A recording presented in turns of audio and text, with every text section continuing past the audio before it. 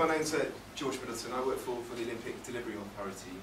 There's a number of organisations which are very closely involved with putting on London 2012. We all come under the banner of London 2012 and the logo, which you'll see as I go through the presentation. But the Olympic Delivery Authority itself is responsible for building all the venues and infrastructure for the 2012 Games. The organisation which actually puts the Games on itself is called LOCOG, which is short for the London Organising Committee for the Olympic and Paralympic Games, and that is a separate organisation to the Olympic Delivery Authority.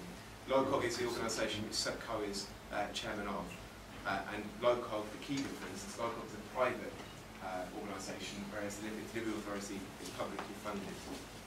Okay, so the Olympic Delivery Authority, the analogy which is often given is the Olympic Delivery Authority builds the theatre, whereas LOCOG put on the show. Okay, so at the moment we're working incredibly hard to get all the venues and infrastructure ready for 2012, whereas LOCOG are looking at what will actually take place in 2012 itself. Following the Games, so following the 2 weeks of Olympic sport and the 2 weeks of Paralympic sport in 2012, another organisation comes to the fore, and that's called the Olympic Park Legacy Company, which is recently been set up, and that's a merger between with interest from the GLA and also the LDA.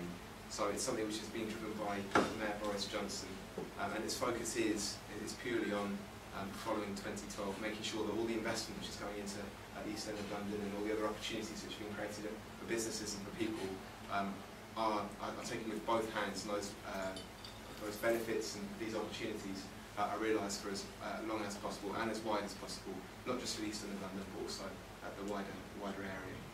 So those are the three organisations I wanted to introduce: the Olympic Delivery Authority, who I work for, LOCOG in 2012, and the Olympic Park Legacy Company, which come in following 2012. Of course, we're all working to the same objective, which is making London 2012 a success, so we all work incredibly closely together.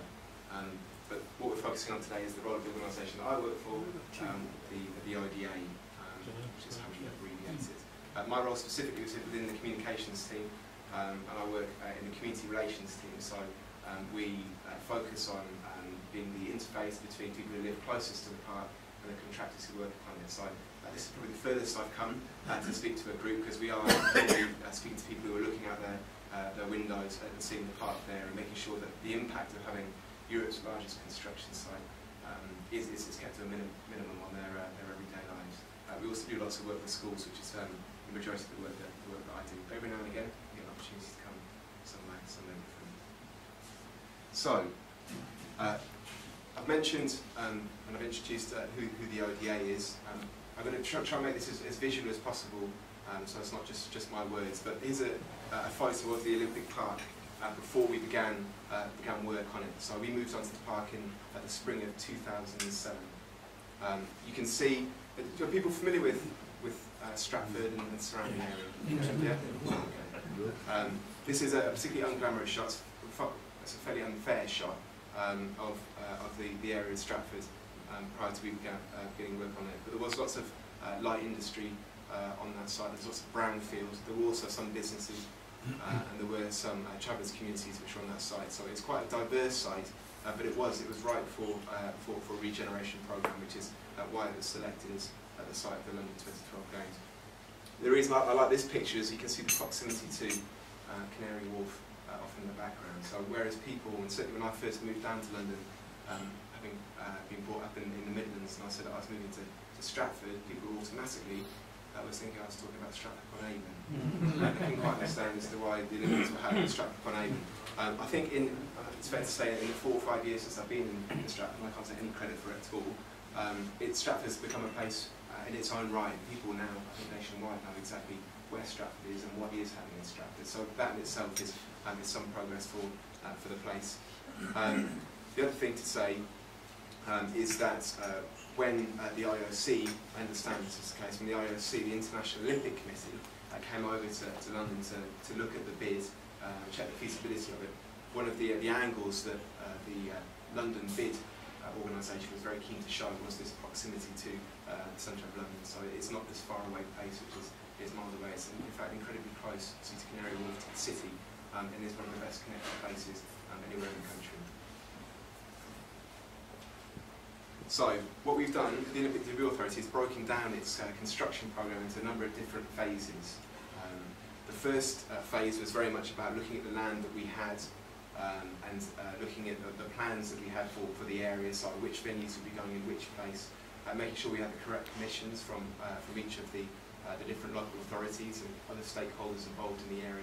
The Olympic Park itself, which is where the vast majority of our work is taking place, has land of 4 different boroughs, so Waltham Forest, Newham, Hackney and Tower Hamlets all border onto the Olympic Park. So there's obviously lots of different people that we need to be working with just in those boroughs, never mind all the other stakeholders that are involved. So there's a huge amount of planning work, preparation work, which was done before we were able to actually start physical construction. Following on from the planning and sitting behind the desk before we actually kind of broke into the ground, we then moved on to this first stage, which we called dig, demolish and design, in very simplistic terms. I mentioned that there were buildings and businesses based across the site. Obviously, if we're going to start constructing up from the ground, we need to make sure that site is cleared. So we had to take down a number of different buildings, over 100 buildings across the site. The park site is about 2.5 square kilometres. It's around about the same size as Hyde Park. So in terms of number of buildings on there, it wasn't particularly congested, but still a big piece of work to get those down. Probably the most notable was the former UEL towers, of which there were 2 by Clay's Lane. This is just an image of those being pulled down by a huge crane. So that work was done. We also had to secure the park by putting a hoarding all the way around, a blue hoarding which went around the perimeter. And there was the road closures and the communication around that. As for myself as well, in my previous job, cycling into Stratford from North London was one day faced with Carpenter's Road being shut until 2012, so six years worth of closure. So there's all that adjustment as things really began to happen on the site. I mentioned the demolition, there's also the digging work. So where there is this light industry, which I've already spoken about, and that was across the site, there was a lot of contamination which went down into the ground. It's been quite well reported. Obviously environmental health hasn't always been what it is now, so there were lots of contaminants in the ground which we needed to clean up. And what you tend to find on construction projects is where there is contamination in the ground, and that contamination in the soil is picked up and disposed of. What the ODA's done, with the size of the site, rather than throwing away all that soil, we've used these machines down the bottom right-hand corner, these green machines, which are essentially soil washing machines, where you take contaminated soil and push it through these washing machines. They're put through water, cooked at an incredibly large temperature, and you take out those kind of contamination, you separate that from the soil, so you're then left with piles of clean soil, clean dirt, great irony, and smaller amounts of contamination, which still needs to be disposed of, but instead of disposing of huge piles of waste, you've got a far reduced amount. So there's been a massive programme of cleaning up of that soil as we've created the foundations and created this blank canvas for us to then build up from. There's also, I mentioned dig, demolish and design, the design phase. So once you know where different venues are going to go in different places across the park, you also need to look at how those venues and that infrastructure is going to look. So we're going to go through each of these in more detail as I go and take a trot through the development on each of the individual sites. But these are the designs which will come up for the principal venues. All I wanted to do today was focus this presentation on the 5 principal venues on the Olympic Park. I mentioned a bit about the end, some of the other work we were doing outside of the Olympic Park, but this is very much what we're focused on today. So, the first venue, and there's 5, if we get to number 4 and you think, when am I ever going to stop? There are 5 which we'll go through. So here's an aerial image of the Olympic Park. We've just had some recent aerial images taken. Unfortunately, they've not come through to us yet, so I wasn't able to put it up. But I wanted to show you this to try and get some bearings across the park side with you knowing the area.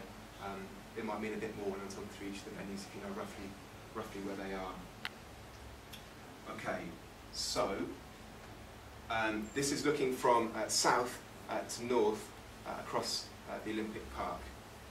Okay, so we're looking from, if we're standing with Canary Wharf to our backs, we're looking towards Hackney Marshes. We've got Waltham Forest up in the top right-hand picture, Hackney to the top left, Tower Hamlets down to where I'm standing, and to the right in the picture will be where Newham was, so those 4 boroughs I mentioned before. We've got the River Lee running through the park out towards the north of the site. You've got the Olympic Stadium across to to the western side of the park, and you've got the Olympic Village across to the east. What I'll probably do is I'm going to wait till the end.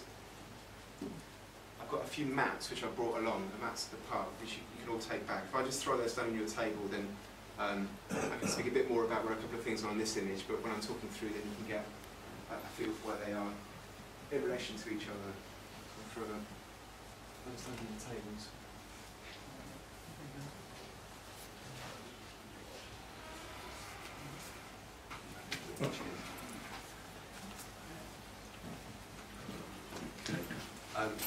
One important thing for me to show on here is Stratford City. This is probably the best image I've got of it on the presentation.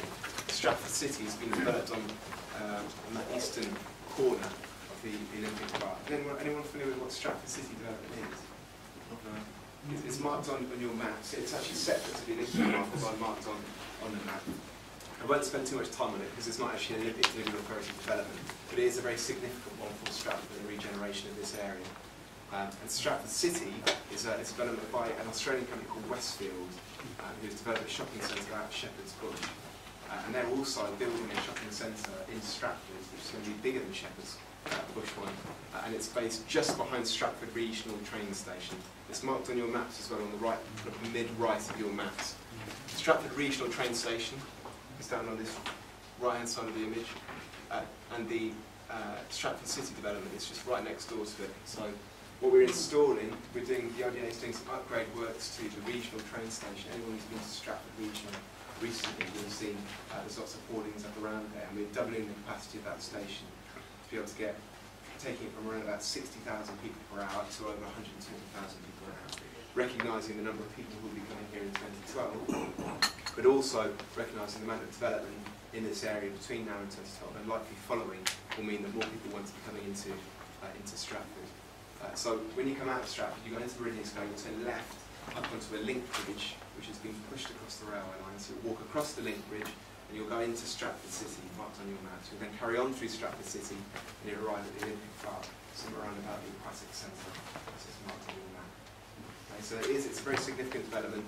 Again, an organisation, a stakeholder in this area that we're having to work extremely closely with to make sure that everything that we're doing is consistent with one another and complements one another as much as it possibly can.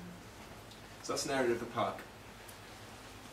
Site-specific, the first site-specific image. This is what used to be called the Bow Industrial Estate. Okay, this is now the site of the stadium. So when I talked before about the different phases of dig, demolish, design, we then go into something called the big build. So once we've done the digging, the demolition and the design work, we can then start building up from the ground up. This is obviously pre-demolition. This is in the beginning of 2007. These are all it's industrial units. Hence they're on the industrial estate. So we had to clear this site to begin with. So I'm just going to take you through a couple of images to show how this site has altered since we began work. That's that same site when it's been cleared. Okay, so that work was done in around about 12 months. So I went from the previous slide into this image here, creating this, again, blank canvas, this flat surface, which has had all the soil cleaned, it's been the foundations put in so we can begin to build up. This is how it looks, say, at the beginning of last year. I joined the ODA in May 2008. One of the first things I went to was the start of construction event on the Olympic Stadium site. So this was about how it looked then. This is probably May, June time last year. And this was an image around about 12 months on from the start of construction, more or less, a year around. Similar angle, you can see the waterway which surrounds the stadium site, all the way around up here, and you've got something called the Greenway, which people probably know as well, which is the walk and cycleway which sits on top of the northern outfall sewer, taking sewage out of central London down towards the Beckton treatment plants. So it's almost on an island site. We've had to make the design of the stadium very compact to be able to sit within this space of land here.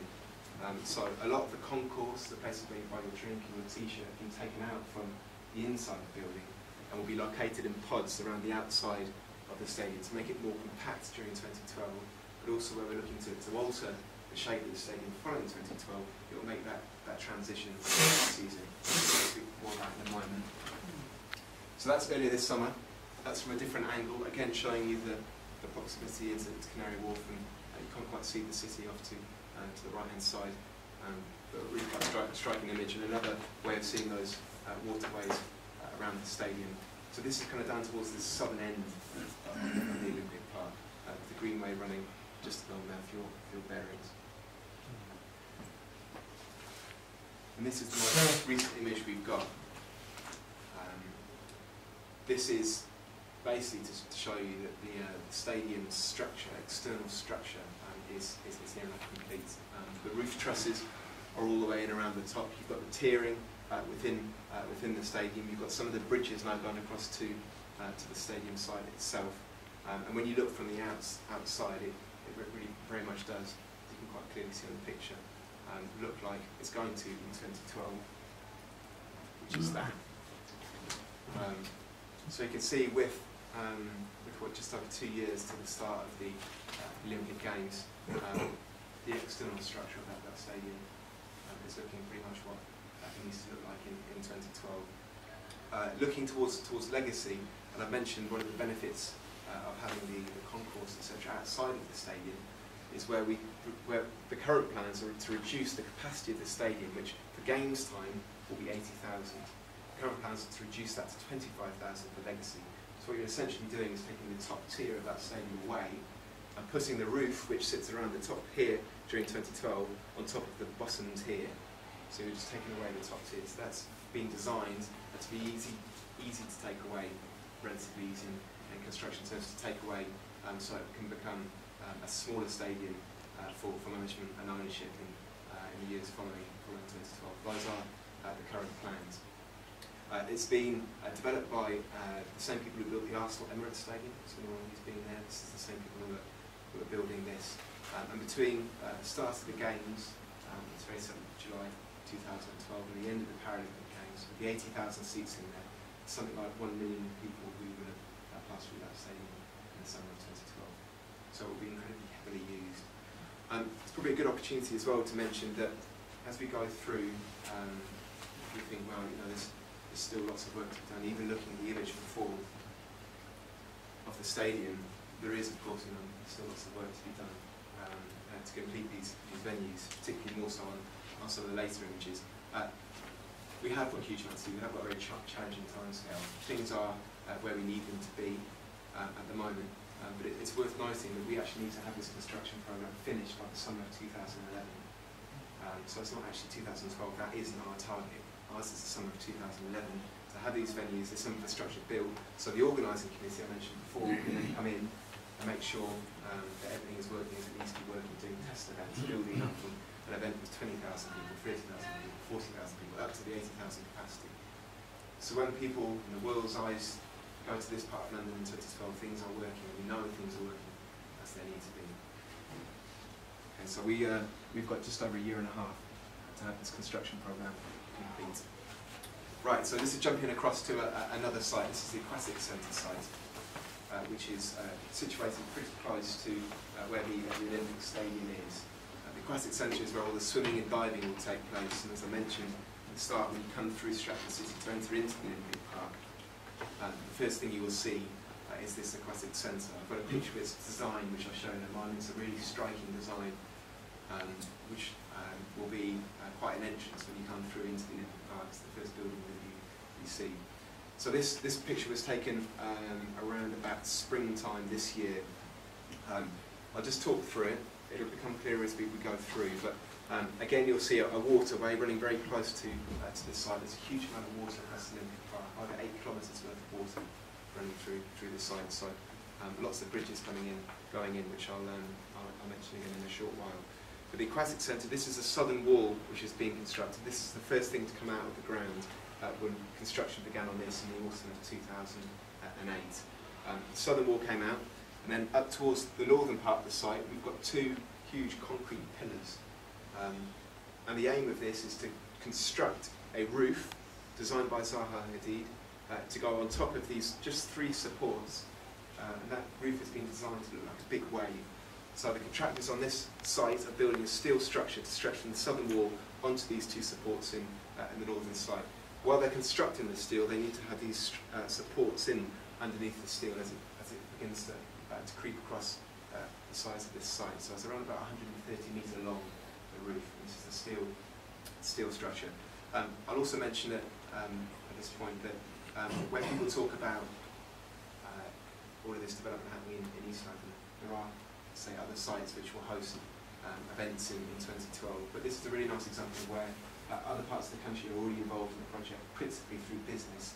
So the steel which is going into this aquatic centre roof was produced in Wales, fabricated in the northeast, and has obviously been constructed in East London. So it's quite well travelled steel, but it's an example of how businesses right around the country. I have a map down here for anyone who's interested to see where the supply network comes into constructing this extraordinary part. So that's, as I say, was earlier this year.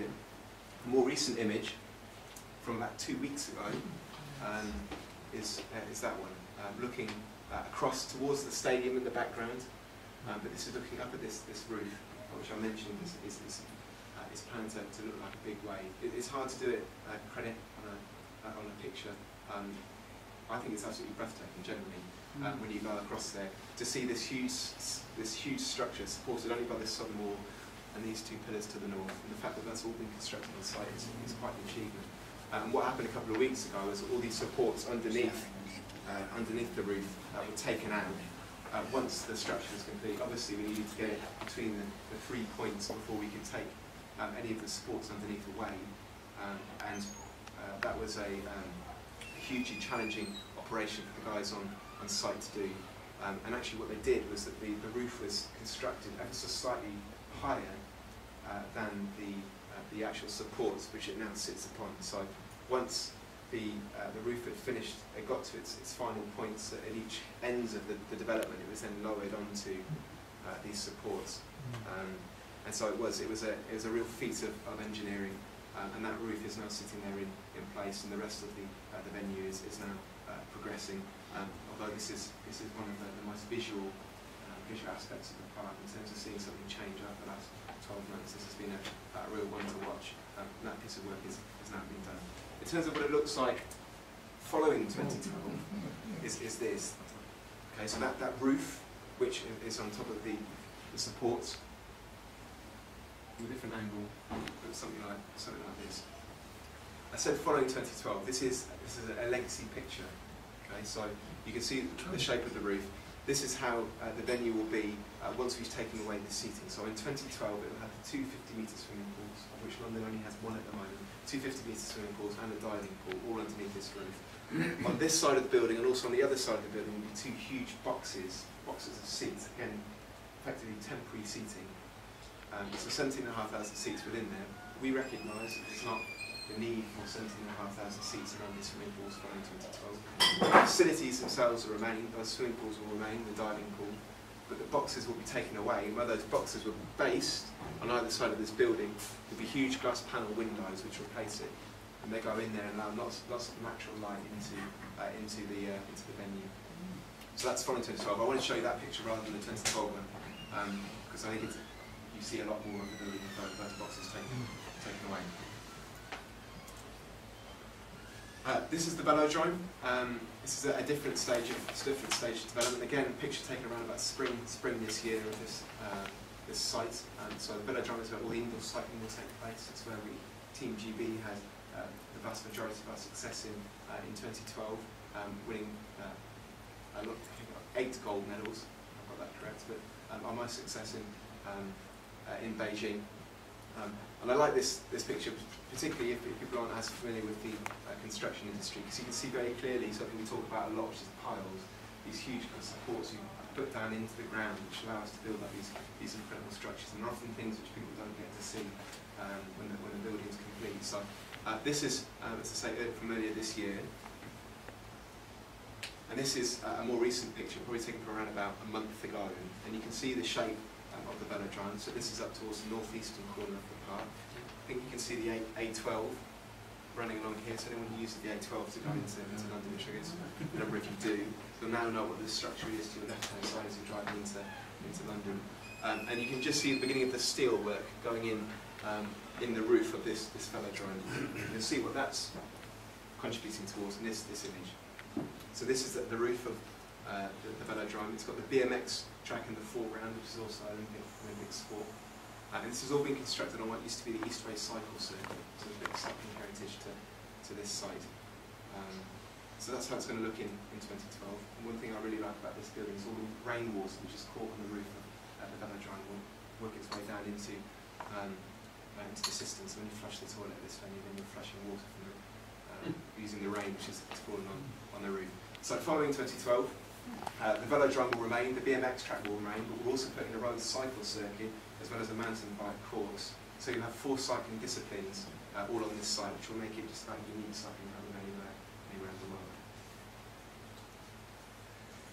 This also, A12 running along here. We've just been looking at this site up here, the velodrome site. Another building I'm sure you would have noticed when you're driving into the city is that it's a huge building which kind of runs south, just to your left as you drive past the park. And this is the site of the International Broadcaster Main Press Centre, which is called IBC, NBC for short. So this is the building within which all of the broadcasters and the media will be based during 2012, taking the games to an estimated audience of 4 billion people. So we have to create a huge building which will house 20,000 people. And if you lined up 5 jumbo jets alongside each other, you're ending up with a building about the size of the one we were constructing on this site. So this is pre-construction through to that steel work being complete. So this is the full length of the broadcast centre. You can see the stadium off down in the background. On the far side of the site, which I've got the previous image. So this is the building running along that section towards the south, towards the Canary Wharf. On this site here, on a smaller plot of land, we're constructing the media centre. So the broadcast centre and the media centre are different buildings but being built on the same site. And just to the northern part of that area, there's a multi-storey car park which is being built, which again you might be able to see from the road as you drive in. And that's the only car park that we're building. We're encouraging 100% use of public transport to get to the games. And so the car park will be for those 20,000 members of the media and broadcast networks who will be based on that site. A picture of it in 2012. So you've got the Lee navigation running along here. So this is looking across from Wick Village, for anyone who knows Wick Village in Hackney, looking across to the broadcast centre. So it's a slightly older image from the ones that we've got now in terms of design. But this is a permanent building we're constructing alongside that waterway there. So a picture of the village. So this is where all the athletes and officials will be staying in 2012. There'll be accommodation for around about 18,000 plus athletes and officials. This is being, again, is a permanent development. It will be turned into residential. In fact, it's being built as residential units, which are effectively being loaned to athletes during 2012. So these will become the homes for Londoners following the games. It will be around about 2,800 residential units, which will be available on that site. This is from within the first plot, which top down. So the first plot, which has reached its kind of full height, full width on that site. So this is one of 11 plots which we built on that site. I haven't got a time lapse, but I'm slightly conscious of time, so I won't run through it. But this is, as I say, the first plot which has been being constructed. How it will look in 2012. Just a glimpse of that. So with some of the parkland greenery in front of it, and these big buildings which go up behind. In terms of legacy, obviously this is a very important site, ensuring that there are people living on the Olympic Park immediately following 2012. Some of the work you don't get to see, just going to jump away from the venues now. 52 pylons which came down around that area. So if you're driving on the A12 before looking into the park side, you would have had skyline quite dominated by pylons. 52 of those have come down, and those cables now run in two parallel 3-kilometre tunnels beneath the park. So that work has all been completed, and the switchover has taken place between the pylons and those cables running under the ground. I mentioned the amount of water which runs through the Olympic Park, so over 8 kilometres worth. There's more than 30 permanent bridges which we're installing into the park pre-2012, and this is the very first one, which again, if your bearings, this is the River Lee. You can see the A12 up in the distance there. This is a bridge which is being dropped down over that waterway. So one of the 30 of which are going in. One of the venues, I mentioned the IDA isn't just working on the Olympic Park. We've also got a construction site up Leeton Dorney where the rowing's going to take place. We also did some work down in Weymouth and Portland where the sailing will be in 2012. This was the first venue, 2012 venue, which was ready to complete, and this was completed a year ago. So as facilities are ready to host the Olympic and Paralympic Games in 2012, are being used for training and also by the community up until that time. But that's a site which we worked on previously and has now been completed. So, I just wanted to mention a little bit about challenge. Things are on site progressing extremely well. The programme is where we want it to be at the moment, but it's not to say that the job is done. It's very far from done. We still have another year and a half to go. Our peak of construction isn't until the beginning of next year, so we're still ramping up in terms of the work that we're doing. Days like this on the 2nd of February this year, 2nd of February, where there was all the snow that we had down there, the site was shut down for 1 day, so no construction work took place on that day, largely for health and safety reasons, but also to practicate the amount of snow that was on the site. Things like this are challenges for us, and I'm sure you appreciate within the timescale that we've got, the amount of work that we have to do. Losing something like a day does have a knock-on effect. So we appreciate there will be challenges. There will be challenges through our work. And although things are where we want them to be at the moment, there is absolutely no complacency, I think, from anyone across the organisation and from people working out on the site. That's the Aquatic Centre side as well, just for another tree recognise. At the moment, that figure's been outdated. We've recently announced our latest figures for the number of people working on site. So the Olympic Park, which this figure relates to, plus the village, which is included in that, is somewhere around about 7,000 people. That increases to 11,000 people by February next year. 11,000 people working on this site alone, the Olympic Park village site. During the life scale of the project, there's around about 30,000 people who have worked on the project. It's a huge source of employment at this time. I've mentioned a bit about business. I won't go too deep into it. Again, these figures have probably moved on since the site was put together, but there are huge opportunities for local businesses. But as I mentioned, supply chains right across the country. We use something called Peak4, which is effectively a dating agency for businesses where you put in what you're looking for, and people say what they've got. What are SMEs? SMEs? Sorry, it's small to medium-sized enterprises. So it's not just the big organisations which are getting the benefits of the games. There's also one of the work we're doing. This kind of leads quite tidily into asking if there's any questions.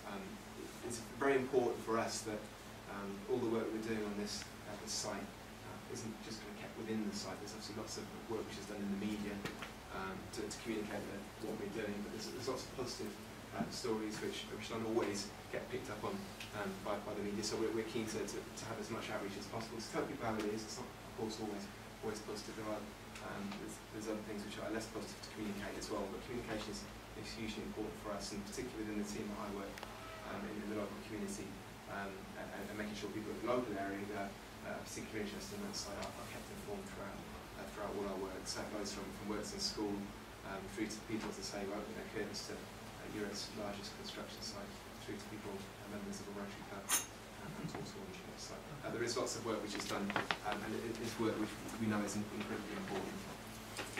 These are the plans that we had for this year up until March next year in terms of our key milestones to have achieved by the middle of next year. The following milestones for row 10 and 11 will make even more interesting reading, because those are the ones which are going to have venues beginning to be complete. So the picture does change incredibly quickly. I hope that's given you a feel for the work that we're doing. I'll do my best to answer any questions of what you've seen or anything I haven't touched upon. But thank you for your I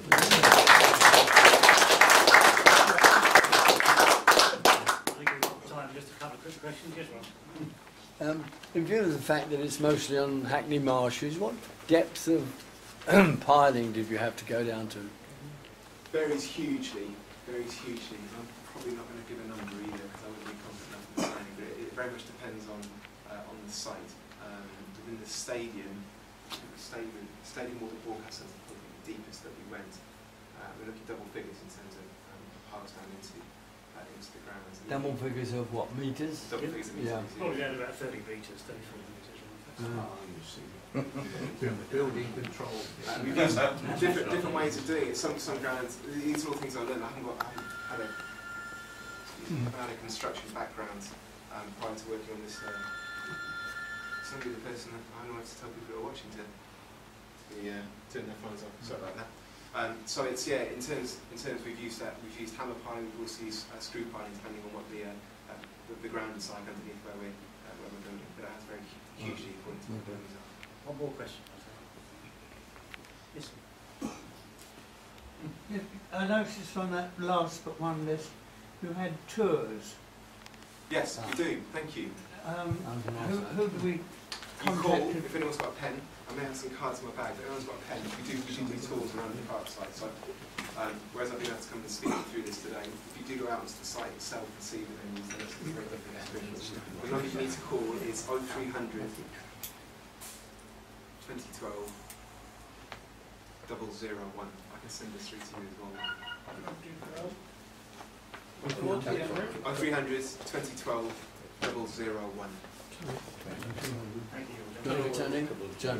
I'll take you advantage of that because I know there's a lot of interest here. Yeah. Well, No, I've got it. I'm sorry, time is pressing, and George is obviously pressing, but I think we'd just like to offer a thanks from the club. I appreciate you were under pressure. I'm sorry if you didn't have the opportunity to engage you at lunch, but you could have joined us. But we do appreciate you, rushing down here to see us. Clearly, the development you're involved in is massive. From my point of view, somebody started involved in building anyway, we've got architects and engineers involved. We would have a particular interest, I think, in taking it up on one of your tours, which I think would allow us to visualise much more clearly and understand the complexities and size of this development. Because I think even from photographs, gentlemen, unless you've actually been on these sites and sort of looked around, they're immense, and the coordination, the work they do is terrific. From my point of view, thank you very much for coming to see us. You just whetted your appetite. There's a lot more to come. I know there would have been questions about costs. I'm not going to ask that. But clearly that's on everybody's mind. But you come to tell us about the development. You've made it very clear how things are getting on. We'll watch as it goes on to 2011. You've got to finish. You go in. So clearly you might well see us coming up for a visit. But I'm sure I speak to everybody here and I say thank you very much for coming down.